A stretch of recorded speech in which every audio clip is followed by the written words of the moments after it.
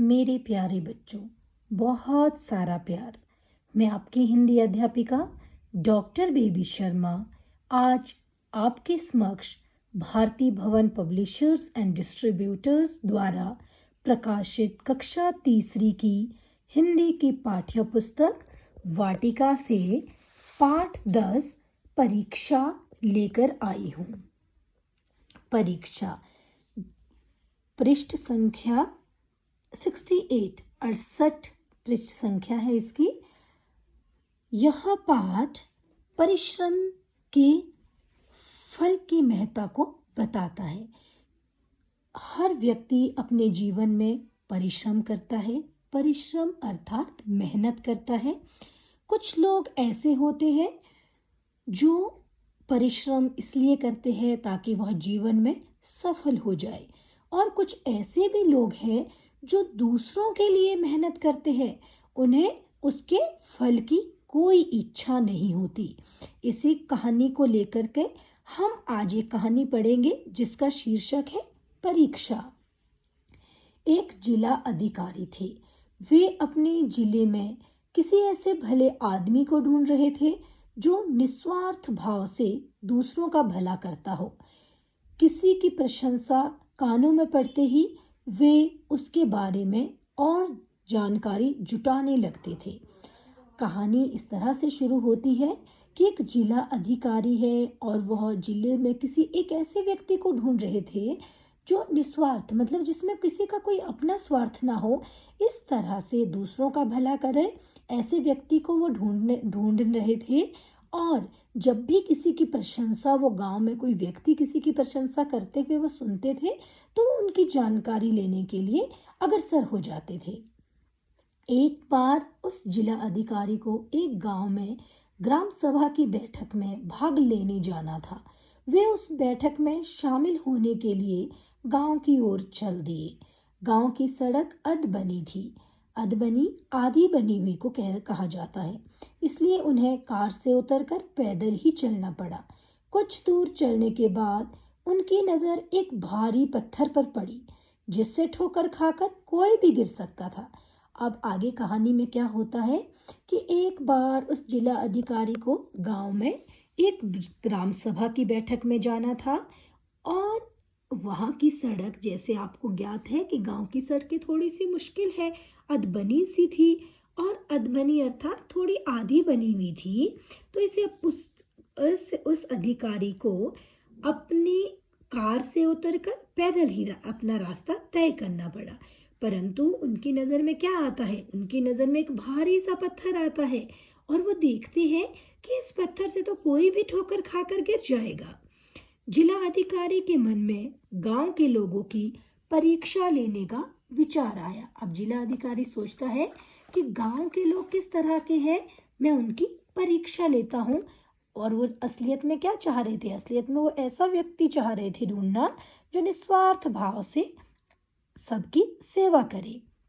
वे एक पेड़ की आड़ में छिपकर खड़े हो गए। वे यह देखना चाहते थे कि राह में पड़े उस पत्थर को वहां से कौन हटाता है। राह रास्ते को कहा जाता है। अब वो जिला अधिकारी यह देखना चाह रहे थे कि इस रास्ते में इतना बड़ा पत्थर पड़ा है, कौन ऐसा व्यक्ति है जो इसे हटा करके रास्ते से दूसरी ओर ले जाए ताकि किसी को ठोकर न लगे। थोड़ी देर बाद एक किसान आता दिखाई दिया। उसके कंधे पर हल था और एक हाथ में बैलों की डोरी। उस पत्थर को देखते ही किसान स्वयं भी सड़क के किनारे चलने लगा और बैलों को भी पत्थर की ठोकर खाने से बचा लिया। अब देखो बच्चों, पहला व्यक्ति कौन आता है इस रास्ते में? सबसे पहला व्यक्ति एक किसान आता है जिसने एक कंधे पर अपना हल उठाया है और साथ ही साथ दूसरे हाथ में उसके बैलों की जो जोड़ी आगे आगे चल रही है वह उसकी डोरी उसके हाथ में है। जैसे ही वो पत्थर देखता है, वो क्या करता है? वो किसान खुद भी सड़क के दूसरी ओर चलने लगता है, दूसरे किनारे दूसरे छोर में चलने लगता है, और बैलों को भी उस पत्थर से ठोकर न लगे इसलिए उन्हें भी दूसरी तरफ से वो चला देता है और आगे निकल जाता है। तभी दूर से एक दूध वाला आता दिखाई दिया। सिर पर वजन होने से उसकी गर्दन आकाश की ओर उठी हुई थी। बेध्यानी से वह पत्थर से ठोकर खाकर गिर पड़ा। उसके घुटनों पर चोट लगी और सारा दूध सड़क पर गिर गया। अब बच्चों, दूसरा व्यक्ति जो उधर से आता है वो आम रास्ता है, हर कोई उस रास्ते से चल रहा है और उसी रास्ते में वो बहुत बड़ा पत्थर भी पड़ा हुआ है, परंतु कोई भी उस पत्थर को हटाने वाला नहीं है। अब जो दूसरा व्यक्ति है वो दूध वाला आता है। दूध वाले ने बहुत भारी वजन का एक बर्तन अपने कंधे पर उठाया है, जिसके कारण उसकी गर्दन भी थोड़ी उठी हुई है और वो सामने नहीं देख पा रहा है। जैसे ही दूध वाला बिना ध्यान के, उसे ध्यान नहीं है कि वो क्या कर रहा है, उसका ध्यान अपने कंधे पर रखे हुए दूध पर है, ना कि उस रास्ते पर पड़े हुए पत्थर पर। जैसे ही वो पत्थर के पास पहुंचता है, सीधा पत्थर से उसको ठोकर लगती है और उसके घुटनों में भी चोट लग जाती है। और साथ ही साथ क्या होता है बच्चों, जो दूध उसने अपने कंधे पर उठाया था वो भी सारे का सारा सड़क पर गिर जाता है।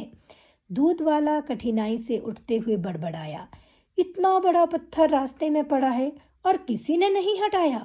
मेरा दूध तो गिर गया, अब मैं ग्राम सभा को दूध कैसे दे पाऊंगा।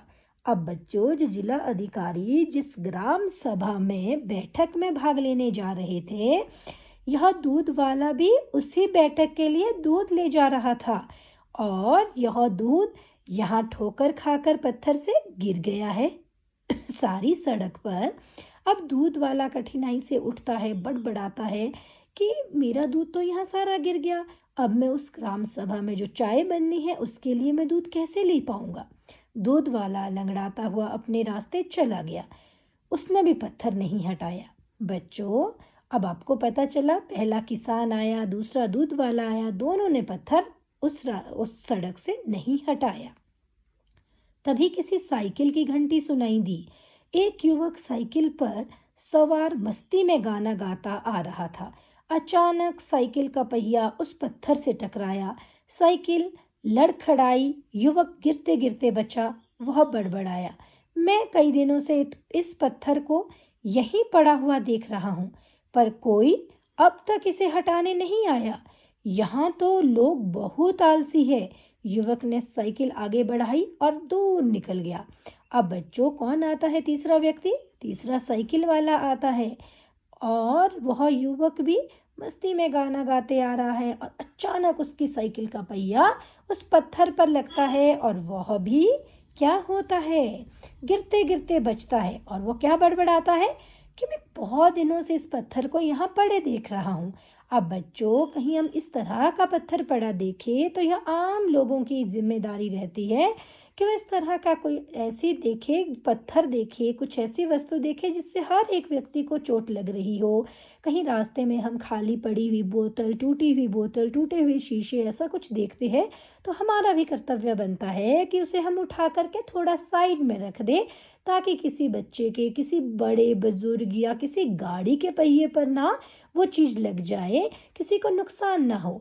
परंतु यहाँ तो बहुत बड़ा पत्थर है और तीसरे व्यक्ति को भी इससे चोट लग गई है और वह भी बड़बड़ाता हुआ निकल जाता है, पर उस पत्थर को हटाने की कोशिश नहीं करता।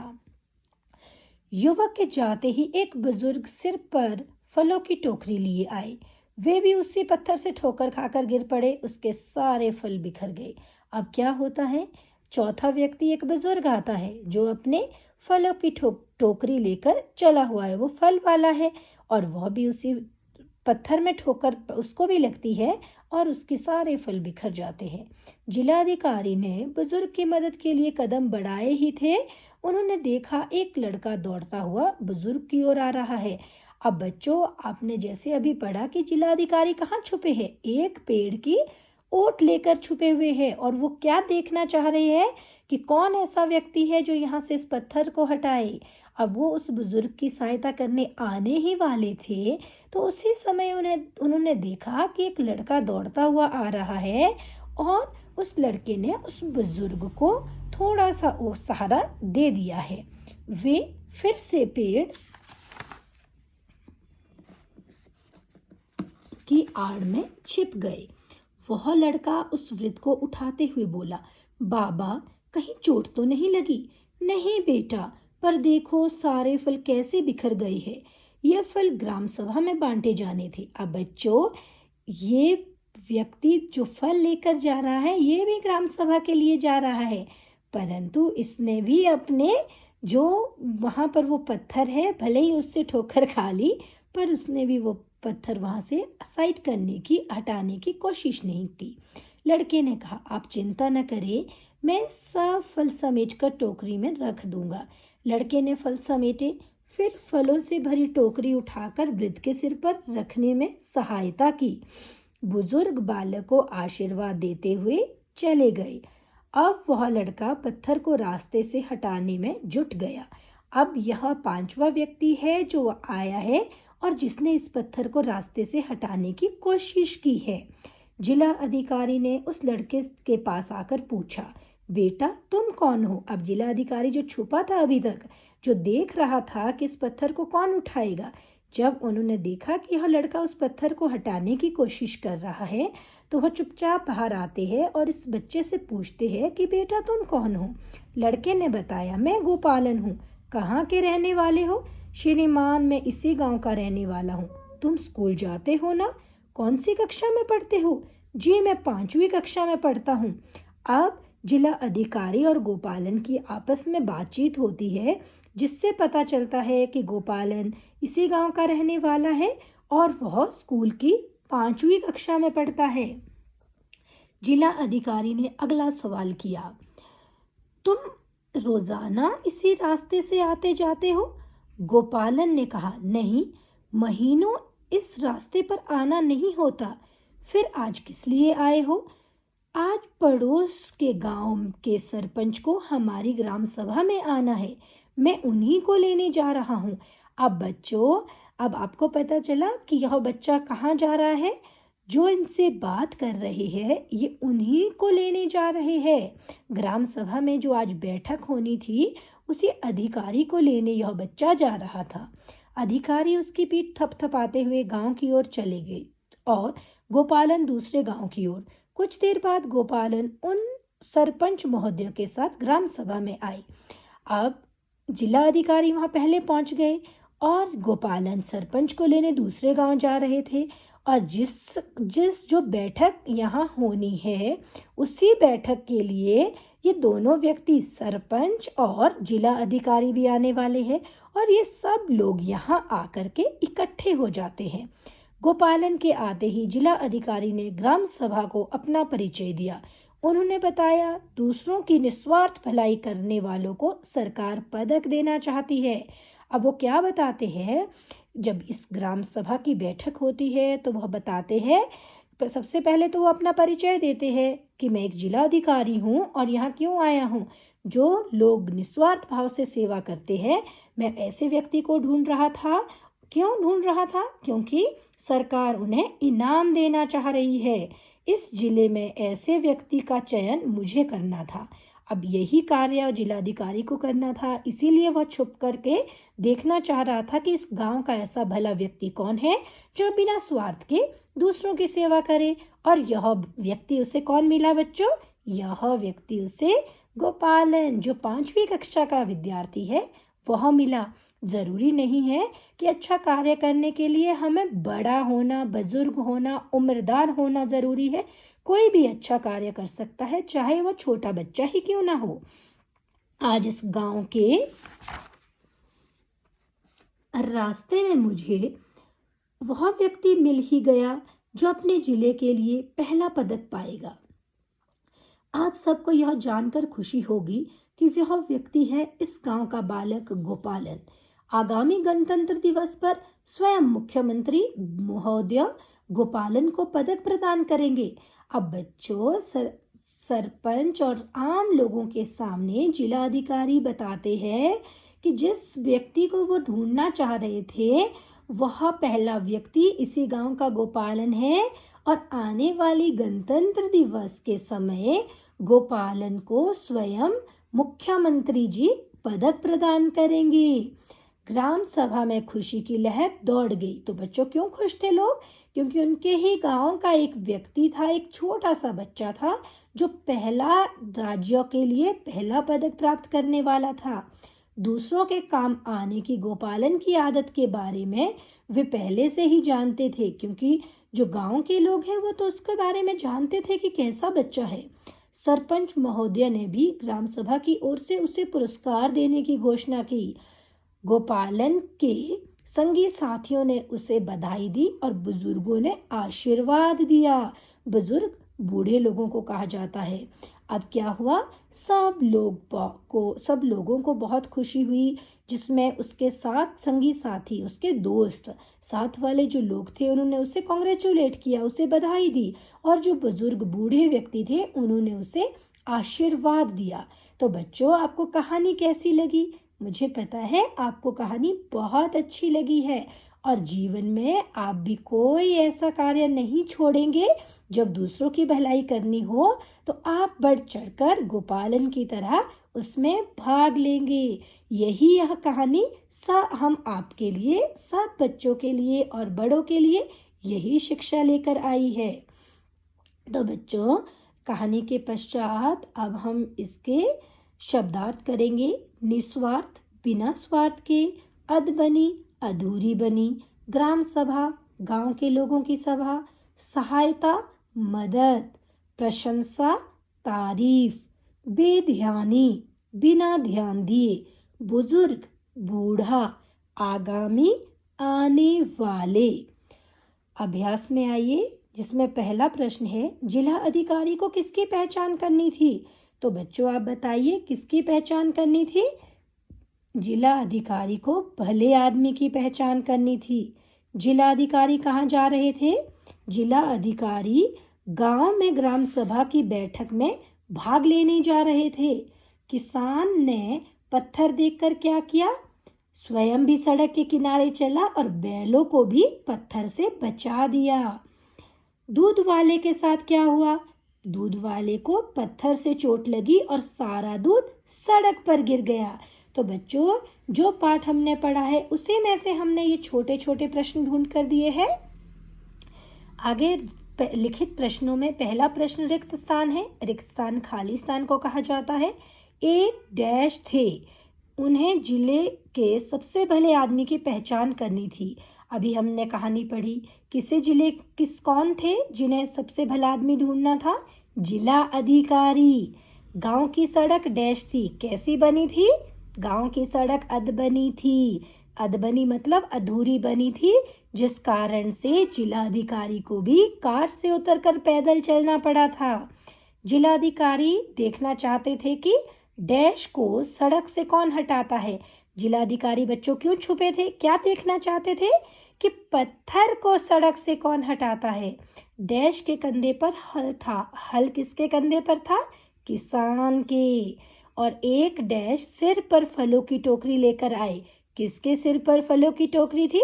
एक बुजुर्ग के, एक बूढ़े व्यक्ति के। अब आप आगे बड़े क्वेश्चन देखिए, बड़े प्रश्न देखिए। बुजुर्ग के साथ क्या हुआ?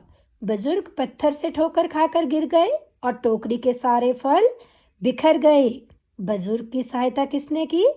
बुजुर्ग की सहायता उसी गांव में रहने वाले गोपालन नाम के लड़के ने की। जिला अधिकारी ने गोपालन से क्या पूछा? बच्चों, गोपालन से जिला अधिकारी ने पूछा कि तुम कहाँ के रहने वाले हो? तुम रोजाना इसी रास्ते से आते जाते हो? गोपालन को कौन सा पुरस्कार मिलना था और क्यों? गोपालन को गणतंत्र दिवस पर मुख्यमंत्री द्वारा दूसरों की निस्वार्थ भाव से मदद करने का पुरस्कार मिलना था। तो बच्चों, अब हम थोड़े से वाक्य प्रयोग करेंगे। वाक्यों में पहला वाक्य शब्द है मेरे पास पुरस्कार। कक्षा में प्रथम आने पर मुझे पुरस्कार मिला। सेवा, सेना देश की सेवा के लिए हमेशा तैयार रहती है। अधबनी, गांव की सड़क 1 साल से अधबनी पड़ी है। अगर आपको शब्द ज्ञात है, उसका अर्थ ज्ञात है, तो आप उसके लिए कोई भी वाक्य बना सकते हैं जो आपको सबसे अच्छे से आता हो। अब हम भाषा बोध पर आएंगे। उचित सर्वनाम शब्द भरकर वाक्यों को पूरा कीजिए। आपके पास सर्वनाम शब्द दिए गए हैं। आपने जो सही आपको लग रहा है कि कौन सा सर्वनाम शब्द यहाँ आएगा, आपने वो लिख करके यहाँ पर भरना है। डैश दिल्ली कब आए, मैं वह आप दिल्ली कब आए। मैं अपना कार्य डैश कर लूँगी, मैं अपना कार्य स्वयं कर लूँगी। बाहर डैश खड़ा है, बाहर कोई खड़ा है। आपने यहाँ से देखने हैं कि कौन सा शब्द जो है वो हमें सही लग रहा है और यहाँ उसे लिखना है। डैश मेरी पेंसिल है, मैं तुम और यह मेरी पेंसिल है। डैश बहुत भूख लगी है, मुझे बहुत भूख लगी है। तो बच्चों दूसरा प्रश्न हमारे पास है, दिए गए शब्दों को सही जगह पर लिखिए। अब आपके पास यहाँ शब्द दिए गए हैं, कुछ पुल्लिंग है कुछ स्त्रीलिंग है। जो पुरुष जाति का बोध करवाते हैं वो पुल्लिंग शब्द है, जो स्त्री जाति का बोध करवाते हैं वो स्त्रीलिंग शब्द है। एक जगह को पुल्लिंग लिखा है, दूसरी तरफ को स्त्रीलिंग लिखा है। आपने शब्द पढ़ना है और जो शब्द जहाँ का है आपने वहाँ लिखना है। छात्रा स्त्रीलिंग, भाई पुल्लिंग, नायिका स्त्रीलिंग, पुजारी पुल्लिंग, धोबी धोबी क्या है, पुल्लिंग, क्योंकि स्त्रीलिंग क्या होता है धोबी का, धोबिन। रानी क्या है, स्त्रीलिंग। बूढ़ा पुल्लिंग, मोरनी स्त्रीलिंग, मोरनी का पुल्लिंग क्या रहेगा, मोर। तो बच्चों आपको पता चला कि हमने किस तरह से पुल्लिंग और स्त्रीलिंग शब्द को छांट कर लिखा। अब आगे हम वाक्यांश हमारे पास दिए गए हैं, उन्हें हम सही करके लिखेंगे। मेरे को घर जाना है, मुझे घर जाना है। नाना जी आया है, नाना जी आए हैं। तुम्हारे को मेरी पुस्तक लौटानी है, तुम्हें मेरी पुस्तक लौटानी है। हमारे को अच्छे काम करने चाहिए, हमें अच्छे काम करने चाहिए। अब आप प्रश्न 4 में देखिए, है और हैं लगाइए। जहाँ बहुवचन होगा वहाँ हैं लगेगा, अंक की बिंदी। जहाँ एक वचन रहेगा वहाँ है लगेगा। मामी हमारे लिए खिलौने लाती है, खिलौना नहीं खिलौने लाती हैं। रमा बाहर खेल रही, रमा अकेली गई है ना, तो यहाँ है। सारा सामान उठाना, सामान सारा है, बहुत सारा है, बहुवचन है तो है। यहाँ बहुत मच्छर है, यहाँ कितने मच्छर है, बहुत सारे, तो यह भी बहुवचन है तो है। जहाँ पर बहुवचन है वहाँ है में अंग लगता है, जहाँ एक वचन रहता है वहाँ अंग नहीं लगता है। तो बच्चों अब हम आखिरी प्रश्न करेंगे कार्यकलाप में। आपका बड़ा भाई छात्रावास में रहता है, भाई को पत्र लिखकर बताइए कि आपने अपने सहपाठी की मदद कैसे की। तो बच्चों सहपाठी किसे कहते हैं, जो आपका क्लासमेट होता है, जो आपके कक्षा में पढ़ता है उसे सहपाठी कहा जाता है। आपने एक पत्र लिखना है जिसमें आप बताओगे कि आपने अपने मित्र की मदद, अपने मित्र भी है वह और वह आपकी क्लास में पढ़ता भी है, कक्षा में पढ़ता भी है, सहपाठी भी है, आपने उसकी मदद कैसे की। सबसे पहले हम तिथि लिखेंगे, दिनांक लिखेंगे। दिनांक जो भी है, जिस दिन भी आप यह पत्र लिख रहे हैं आप वह दिनांक लिखेंगे। जगह स्थान लिखेंगे, स्थान में आप कोई भी स्थान जहाँ से आप यह पत्र अपने भाई के लिए लिख रहे हैं। प्रिय भैया नमस्ते, आप कैसे हो, मुझे उम्मीद है आप छात्रावास में खुश होंगे। मैं ठीक हूँ और मेरी पढ़ाई भी अच्छी चल रही है। अब आपको पता है कि आपका भाई आपसे दूर रह रहा है।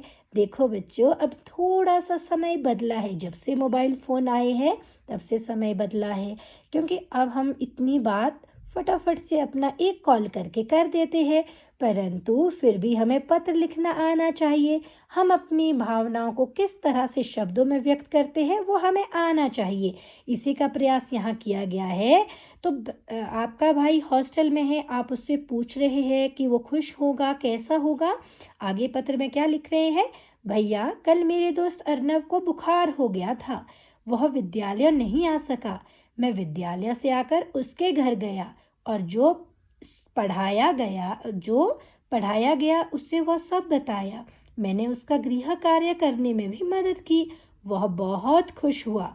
मुझे अच्छा लगा कि मैंने अपने दोस्त की मदद की। मुझे जल्दी पत्र लिखना। तुम्हारा छोटा भाई या बहन, उसके पश्चात आप अपना नाम लिखेंगे। तो बच्चों अपने आपको, अपनी वाणी को आप किस तरह से अपनों के साथ शब्दों में पिरोते हैं यह पत्र के द्वारा बताया जाता है। तो आपको अपना पाठ बहुत अच्छे से पढ़ना है और आपको हमारी वीडियो कैसी लगी आपको यह भी मुझे बताना है। धन्यवाद।